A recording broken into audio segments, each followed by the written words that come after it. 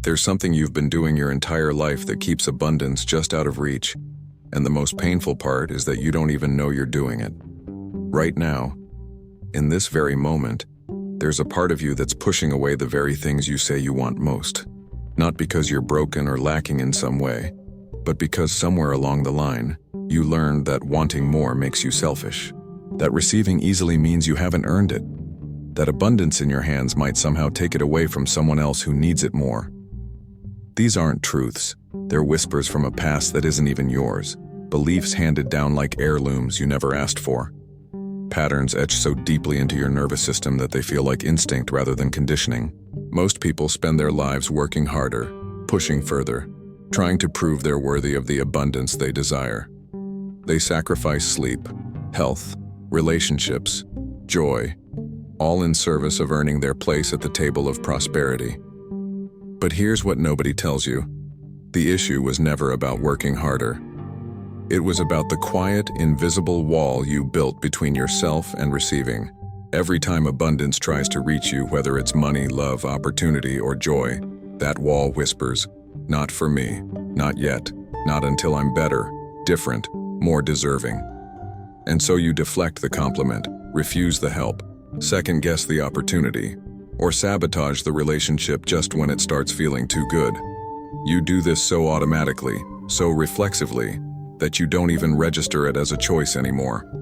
You've been taught that wanting is dangerous, that desire makes you greedy, that if you allow yourself to have what you truly want, you'll become someone you don't recognize, someone who takes more than they give, who loses their humility, who forgets where they came from, who becomes one of those people you've always quietly judged. So you learn to make yourself small. You learn to apologize for taking up space. You learn to feel guilty for every good thing that comes your way, as if your joy subtracts from the world instead of adding to it. You learn to be grateful for crumbs while watching others feast, telling yourself that wanting more would make you ungrateful, entitled, spiritually unenlightened. And here's the deepest cut of all. You've convinced yourself that this self-denial is virtuous, that your inability to receive is actually evidence of your goodness, that your discomfort with abundance proves you're humble, grounded, one of the good ones who hasn't been corrupted by material concerns. You've wrapped your self-rejection in the language of spirituality and called it evolution, never recognizing that true spiritual maturity includes the ability to receive with grace, to prosper without guilt, to expand without apology. Think back to the first time you felt guilty for having something good while someone else didn't, and you'll find the origin point of your current struggle with abundance. Maybe you were a child, celebrating a gift while another child watched with empty hands, and you saw your joy reflected back as their pain. Maybe you succeeded at something and saw disappointment flash across a parent's face. Not pride, but something darker. Something that told you your winning meant they're losing. Maybe you laughed freely, unguarded and loud, and were told to quiet down, to be more serious, to stop being so much, to consider others who weren't feeling so happy. In that moment, your young heart made a decision that would shape decades of your life. Having good things hurts other people. Being abundant makes you selfish. The safest way to be loved is to need less, want less, take up less room in the world.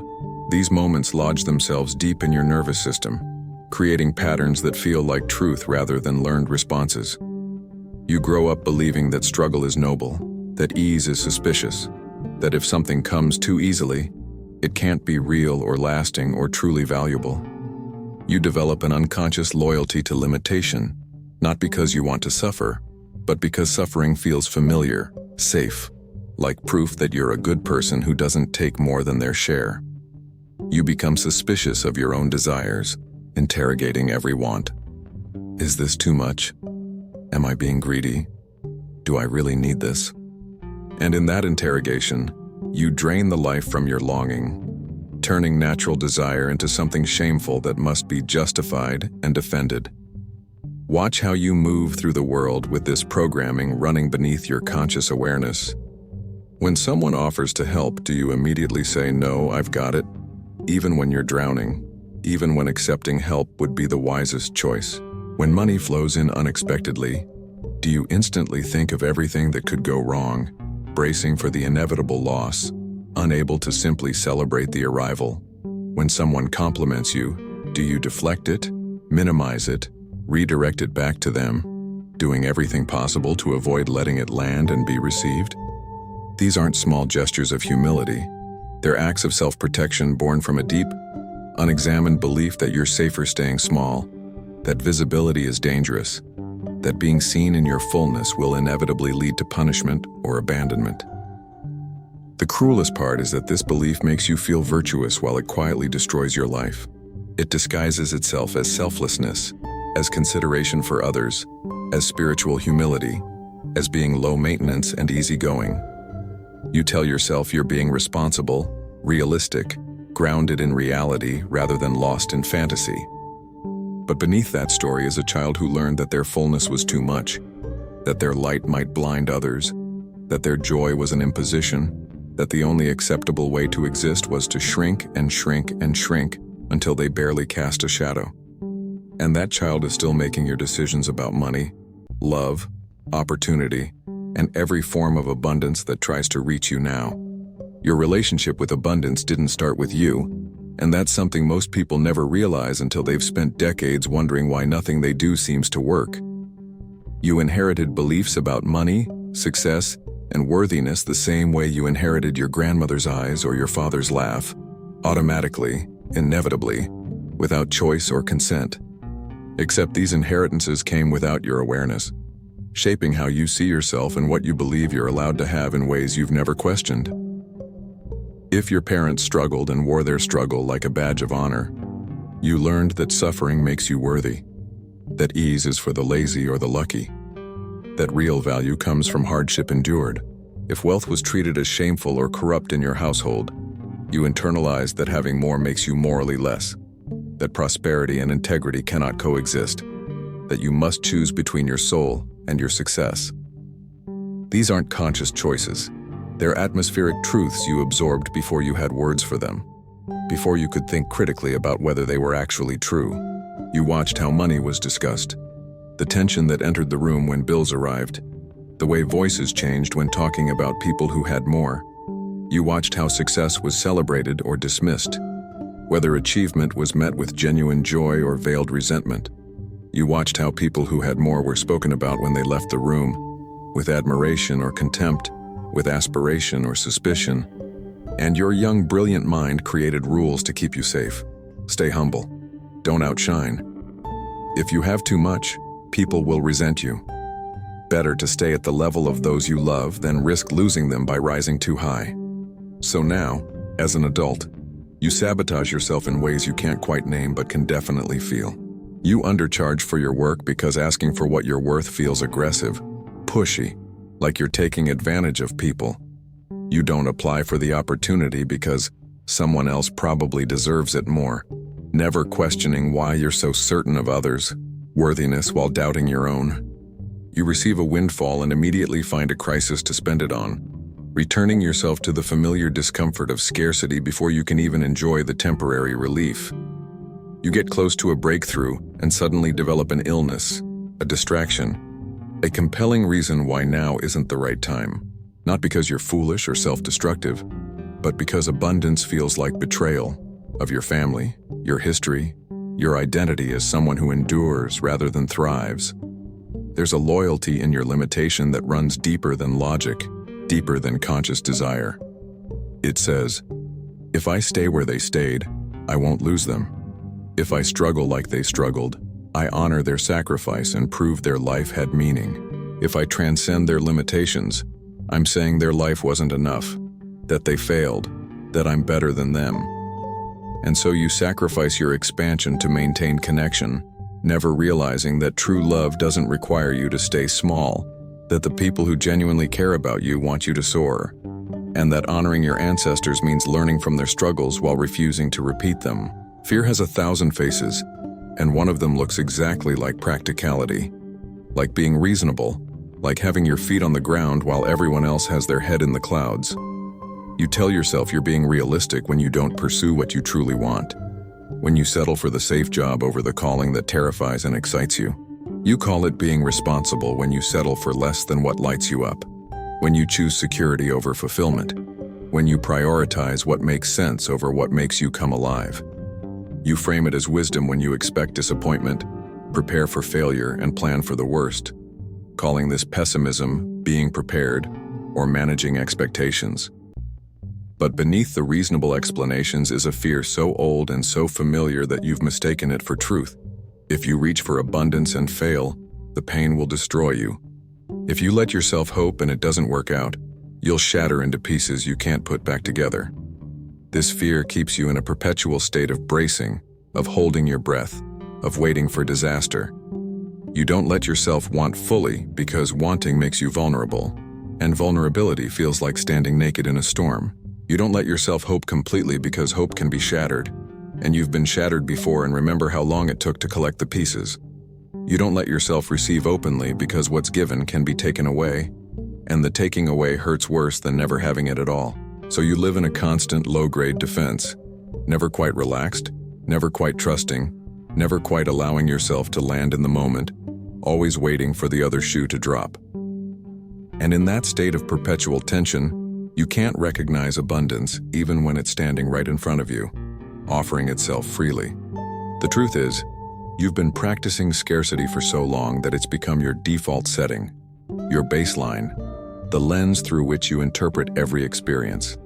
Your mind automatically scans for what's missing rather than what's present, what could go wrong rather than what's going right. You notice the one criticism among 10 compliments and let it define your entire sense of yourself. You focus on the bill you have to pay instead of the money that came in to pay it, never celebrating the fact that the resources arrived exactly when needed. You highlight everything that's not working while barely acknowledging what is, creating an internal narrative of perpetual lack even in the midst of actual abundance. This isn't pessimism. It's a nervous system trained to look for threats, convinced that if you lower your guard for even a moment, disaster will strike and find you unprepared. But here's what that vigilance costs you: the ability to be present with goodness when it arrives. Abundance flows most freely to those who can receive it without suspicion, celebrate it without guilt, and trust it without needing to control every outcome. And right now, in your hyper-defended state, you're energetically locked against the very thing you're praying for. You're like someone begging for water while holding an umbrella over your head, then wondering why the rain never reaches you. Somewhere inside you, there's a belief that if you allow yourself to have what you want, something terrible will happen, and this belief is governing your life more than you know. This belief is often wordless, more feeling than thought, more sensation than story, but it governs your choices with iron authority. It says, if you become too successful, you'll lose your authenticity and become fake like those people you judge. If you have too much money, you'll become greedy and forget what matters, forget where you came from, forget the people who loved you when you had nothing. If you experience too much joy, you're setting yourself up for devastating loss, because the higher you climb, the harder you'll fall. If you let yourself fully want something, the disappointment will break you, shatter you into pieces that can never be made whole again. So you preemptively protect yourself by not wanting too much, not having too much, not being too much, staying safely in the middle where nothing spectacular happens but nothing devastating does either. This is catastrophic thinking dressed up as wisdom. It's your mind trying to control an inherently uncontrollable world by limiting your exposure to risk, staying small enough that you can't be targeted by fate's cruel arrows. But here's what it actually does. It keeps you in a state of perpetual poverty. Not just financial poverty, but poverty of experience, of joy, of connection, of full presence in your own life. You're so busy protecting yourself from hypothetical future pain that you're creating actual present pain. You're suffering now to avoid potentially suffering later, which means you're guaranteeing the very suffering you're trying to avoid. You're living in self-imposed limitation, calling it safety, never realizing that the cage you built to protect yourself has become the very thing imprisoning you. The irony is that the terrible thing you fear has probably already happened to you, just in a different form. You've already experienced loss, betrayal, disappointment, failure. You've already felt the pain of hope being crushed, of trust being broken, of counting on something that didn't come through. You've already survived the rejection, the abandonment, the moment when everything fell apart. And you're still here. You're here, reading these words, still capable of feeling and wanting and trying, still breathing and seeking and reaching for something more. The disaster you're protecting yourself from has already visited you multiple times. And you endured. You survived. You found a way through. So, what are you actually protecting by staying small? What are you preserving by refusing to expand? What if the real risk isn't in opening yourself to abundance, but in spending your entire life closed? What if the tragedy isn't that you might lose what you gain, but that you never let yourself gain it in the first place? What if the thing you fear most, being hurt by life, being disappointed, being let down, is already happening, just slowly, quietly, in the daily betrayal of your own desires, in the constant choosing of safety over truth, in the gradual dimming of your light until you've forgotten you ever shined at all? You don't need protection from abundance. You need protection from the part of you that's convinced abundance is dangerous. You need liberation from the catastrophic thinking that's held you hostage to a small life. You need permission to risk being disappointed, because on the other side of that risk is the possibility of being delighted, amazed, fulfilled beyond what you currently let yourself imagine. Forgiveness is the bridge between where you are and where abundance waits, and most people don't know they need to cross it because they don't understand what they're actually carrying. You need to forgive yourself for all the times you said no when you meant yes, when fear spoke and you listened, when you had a chance to step forward and you stepped back instead, for all the opportunities you let pass because you didn't feel ready, because you talked yourself out of it, because you let someone else's doubt become your own, for all the ways you made yourself small to make others comfortable, shrinking your dreams, muting your voice, hiding your light so you wouldn't threaten anyone's sense of themselves. For every moment you chose safety over truth, comfort over growth, familiarity over expansion, the known over the possible. Not because those choices were wrong, they were the best you could do with what you knew and who you were at the time, but because carrying guilt about them keeps you locked in the past, unable to choose differently now. You need to forgive the people who taught you that you weren't enough, who projected their own limitations onto you and made you believe they were yours. The parent who projected their disappointment onto you, who made you responsible for their unfulfilled dreams, who needed you to be less so they could feel like more. The partner who made you feel like a burden, who treated your needs as problems, who convinced you that you were too much and not enough simultaneously. The teacher who dismissed your potential, who saw you as ordinary when you were actually extraordinary, who killed your curiosity with their own cynicism. The culture that told you to be less demanding, less visible, less inconvenient, less of everything that made you uniquely yourself. They were operating from their own wounds, passing down the limitations they inherited, unable to see you clearly because they'd never been clearly seen themselves. Their failure to recognize your worth says everything about their vision and nothing about your value. You need to forgive life itself for not unfolding the way you thought it should, for not following the script you wrote in your mind about how things were supposed to go, for the doors that closed when you were certain they should open, for the prayers that seemed unanswered even though you asked with your whole heart, for the dreams that died and left you grieving possibilities that never became reality, for the losses that reshaped you in ways you never wanted to be reshaped. Life wasn't punishing you, it was preparing you, though you couldn't see it at the time. Every no created space for a deeper yes. Every ending made room for a truer beginning. Every breaking open allowed more light to enter. What felt like rejection was often redirection towards something more aligned with who you're actually becoming, though you can only see that now, looking back with different eyes. And you need to forgive abundance for not showing up in the form you expected, for not arriving on the timeline you demanded, for not validating the specific choices you made.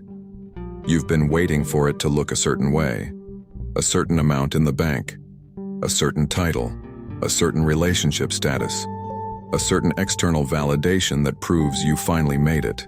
But abundance is already here, in forms you haven't been trained to recognize because you're looking for the spectacular while missing the sacred. It's in the kindness of strangers who help without being asked, in the unexpected laughter that breaks through a difficult day, in the problem that solved itself while you slept, in the crisis that didn't happen, in the relationship that nourishes you without drama. in the body that keeps functioning despite everything you've put it through. You've been looking past abundance while searching for it, waiting for permission to notice what's already present. The moment you truly understand that you're not in competition with anyone for your good, everything shifts in ways that will ripple through every area of your life. There isn't a limited supply of abundance that you're taking from someone else when you receive it. The universe isn't operating on a scarcity model where your gain equals another's loss, where there's only so much prosperity to go around, and you getting yours means someone else loses theirs. Your success doesn't diminish anyone else's possibilities. Your joy doesn't subtract from the world's happiness. Your receiving doesn't create someone else's lack. Your rising doesn't require someone else's falling. This is the lie that's kept you small, the belief that you have to choose between your well-being and others, that being a good person means sacrificing your own flourishing, that there's something noble in staying at the level of those who suffer while they continue suffering. But look at nature and you'll see a different truth. When one tree grows tall, it doesn't prevent other trees from reaching for the sun. It proves that the sun is available, that growth is possible, that the soil has nutrients to offer. When one flower blooms, it doesn't steal the spring from other blossoms. It announces that spring has arrived, inviting every other seed to burst forth. When the tide comes in, it lifts all boats, not just the expensive ones, not just the deserving ones, but every vessel on the water. Abundance in one area creates more abundance, not less. Your thriving doesn't threaten anyone. It actually gives others permission to thrive too. Every time you allow yourself to receive fully, you become living proof that it's possible, which is the greatest gift you can offer to those around you who've also been taught that abundance isn't for people like them. You've been taught to be humble, but you've confused humility with self-erasure, with making yourself less, with apologizing for your existence. True humility isn't making yourself small. It's recognizing that you're not more or less valuable than anyone else, which means you deserve abundance just as much as any other person on this planet. You don't have to earn it through suffering or prove it through perfection or justify it through constant giving. You deserve it because you exist, because you're a part of this vast, generous universe that's already provided everything you need to survive this far, and is willing to provide everything you need to thrive if you'll let it. The sun doesn't check your worthiness before it shines on you. The air doesn't require proof of goodness before it fills your lungs. Why would abundance? The work now is to expand your capacity to receive without guilt, to hold abundance without fear of losing it, to believe in your worthiness without needing external validation or permission from others. This isn't arrogance, it's alignment. It's bringing your external reality into harmony with the internal truth that you are valuable, that your desires matter, that you're allowed to take up space in this world without apologizing for it. It's understanding that you serving yourself and you serving others aren't opposed. They're interconnected. You can't pour from an empty cup, and you can't light someone else's candle if you won't let your own burn brightly. Your abundance creates the overflow that allows you to be genuinely generous, to give from surplus rather than depletion, to help others not from martyrdom, but from genuine joy in sharing what you have more than enough of. Right now, in this moment, you have a choice that will determine the trajectory of everything that follows. And the power of this choice cannot be overstated. You can close this message and return to the familiar patterns that have kept you safe but small, to the comfortable limitation that requires nothing new from you. You can file these words under interesting ideas and continue living as though abundance is for other people. The lucky ones, the chosen ones, the ones who were born under different stars. You can keep believing that you need to be different before you're allowed to prosper, that there's virtue in struggling when ease is available, that your smallness is somehow service to a world that actually needs your fullness. That's your right, and there's no judgment in that choice. The familiar, even when painful, has its own comfort. At least you know what to expect. At least you understand the rules of the game you've been playing, even if you're losing. Or you can let something shift right here, right now, in this present moment. You can decide that you're tired of pushing away your own good, tired of the exhausting vigilance that scans for threats instead of blessings, tired of the smallness that feels safe but slowly suffocates your soul. You can acknowledge the patterns you've been running without drowning in shame about them. Shame is just another way to stay stuck, to make yourself wrong instead of making yourself available for change. You can choose to practice receiving the way you've practiced rejection. Awkwardly at first, imperfectly, uncomfortably, but with commitment to the process of learning a new way of being. You can start saying yes to help when it's offered, even though everything in you wants to prove you don't need it. You can let the compliment land instead of batting it away, can actually take in someone's appreciation instead of deflecting it. You can believe, just for today, that you're allowed to want what you want without justification, explanation, or permission from anyone else. This isn't about positive thinking or manifestation tricks or pretending everything is fine when it isn't. This is about something more foundational, more structural, more essential: your relationship with your own worthiness. Every day, in hundreds of small choices you barely notice, you're either reinforcing the belief that you're not enough, or you're gently, persistently reminding yourself that you are. Every choice is a vote for one reality or the other. Every time you say yes to receiving, you're voting for your worthiness. Every time you allow yourself to want without shame, you're voting for abundance. Every time you take up space without apologizing, you're voting for your right to exist fully. And over time, these votes accumulate, creating momentum toward the life that's been waiting for you to claim it. The beautiful, terrifying truth is that abundance is already trying to reach you. It's been trying your whole life. It hasn't given up on you even though you've given up on it countless times. It keeps showing up in different forms, knocking on different doors, offering itself through different people and circumstances, patient and persistent in its desire to bless you. The question isn't whether it's available, but whether you're available to it. Are you willing to uncross your arms, open your hands, soften your heart, and receive what's being offered? Are you willing to risk being wrong about your unworthiness? Are you willing to discover that maybe, just maybe, you've always been enough and the only thing standing between you and the life you desire is your refusal to accept it? If this truth awakened something within you, don't stop here. Your transformation has only begun.